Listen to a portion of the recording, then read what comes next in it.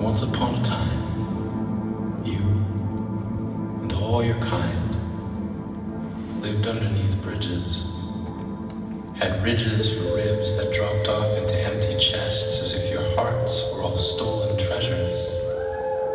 As if an excavation crew were hired to dig up and remove the part of you that let you feel.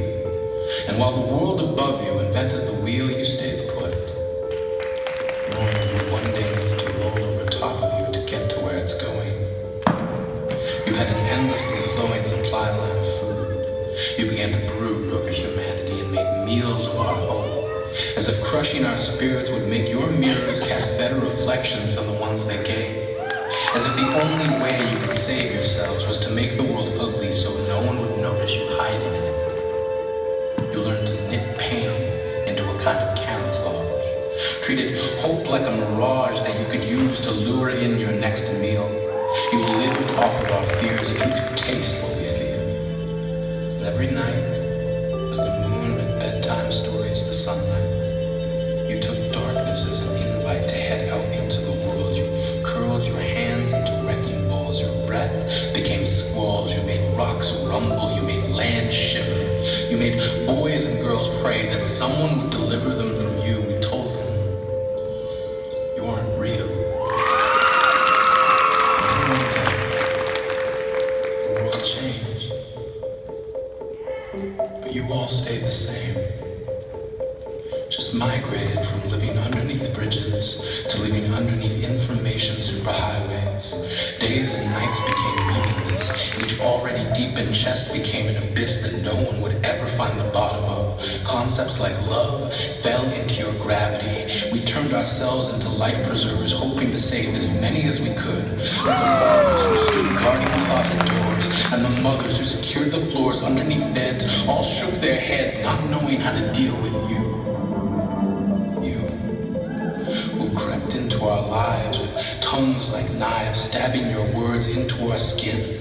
You began uploading yourselves into our homes. You had computer screens for eyes and software for bones. You turned your hate into stones and hurled them at beauty as if you couldn't bear to see anything other than ugly, anything different. You had fingernails like flint and scraped them along decency, hoping we would be the ones to all catch fire. You all had smiles like one-way barbed wire, not meant to keep us out, meant to keep us in. Voice like a firing pin, you spoke in explosions. It isn't cute. It isn't funny. You've talked strangers into death and laughed. And as each family learns to graft skin over the wounds you gave them, you hem yourselves into the scar.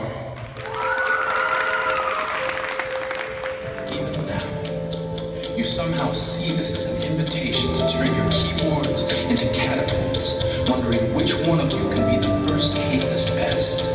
You're loathing, already dressed in riot gear, ready to incite rage, as if each message board is a stage where you recite hostility, turning freedom of speech into freedom.